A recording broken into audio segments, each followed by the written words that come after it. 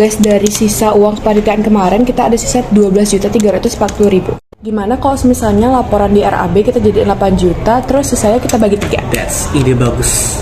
Tapi ingat, pokoknya aku harus paling gede. 70% di aku, terus 30% sisanya baru tuh di kalian bagi. Kok bisa kita dapat 30% doang sih? Udah syukur aku kasih. Kok syukur? Kan kita juga kerjanya, justru lo nggak ada yang ngurus. Guys, kalian ngapain sih? Mau jadi koruptor sekolah? Indonesia merupakan negara demokrasi yang dipimpin oleh tikus-tikus berdasi. Om Swastiastu, kami dari delegasi SMA Negeri 8 Denpasar mengaku sangat setuju dengan mosi perdebatan kita kali ini, yaitu persepsi korupsi Indonesia semakin memburuk. Saya akan menjelaskan argumentasi saya dalam 3 layer.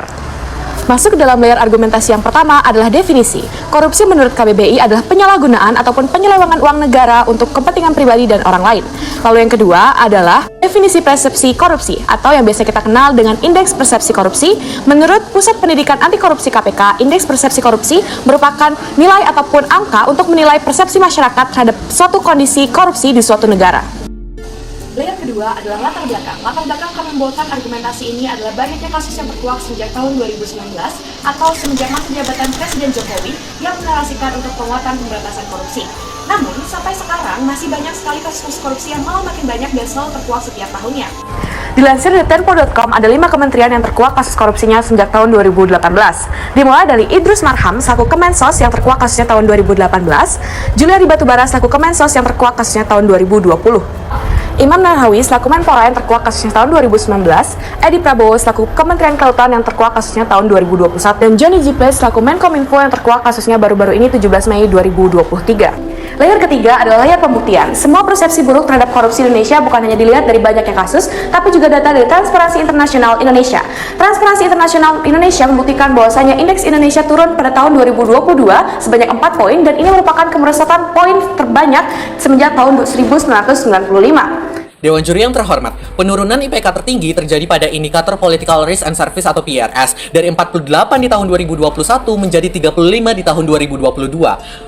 Indikator PRS ini meliputi tentang bagaimana kondisi sistem politik di Indonesia, konflik kepentingan, dan juga gratifikasi soal ekspor dan juga impor.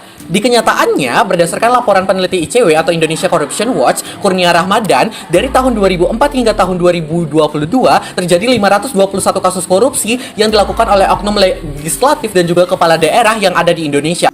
Dilansir dari Datanesia, ketidakpatuhan pelaporan harta kekayaan penyelenggaraan negara ini juga menjadi faktor berikutnya, di mana berdasarkan laporan dari Datanesia, sebesar 15 dari 84 anggota DPR RI tidak melaporkan harta kekayaannya, yang di mana ini membuka celah dugaan korupsi terjadi dalam institusi DPR. Tidak hanya itu, ditambah naiknya harta kekayaan Wakil Ketua DPR RI, Rahmat Gobel, yang tidak wajar mencapai 116 miliar rupiah dalam periode 4 tahun terakhir, juga menambah kecurigaan, padahal gaji pokok DPR hanya 4,2 juta rupiah per bulannya. Disahkannya rancangan undang-undang tahun 2019 tentang KPK oleh Presiden Joko Widodo mengakibatkan terjadinya pelemahan dalam institusi KPK yang mengakibatkan janji kampanye Presiden Joko Widodo terkait nawacita atau pemberantasan korupsi itu mustahil untuk dilakukan.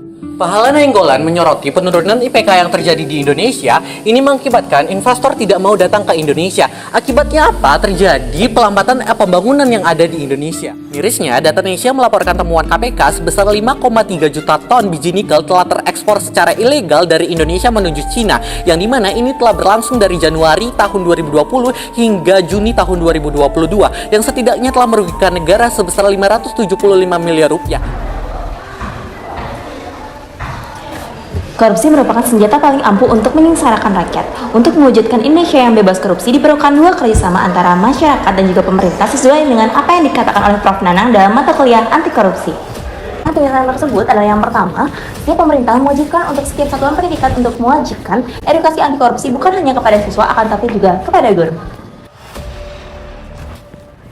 Yang kedua adalah meyakinkan masyarakat bahwa KPK atau pemerintah dapat menindaklanjuti kasus-kasus korupsi secara independen dan transparan. Ketiga adalah melindungi whistleblower atau pelapor kasus korupsi sehingga di masa depan nanti laporan kasus ini akan mendapat perlindungan dari pemerintah sejalan dengan Undang-Undang Nomor 31 Tahun 2014. Tikus-tikus kantor yang suka berenang di sungai yang kotor. Kisah usang tikus berdasi yang suka ingkar janji.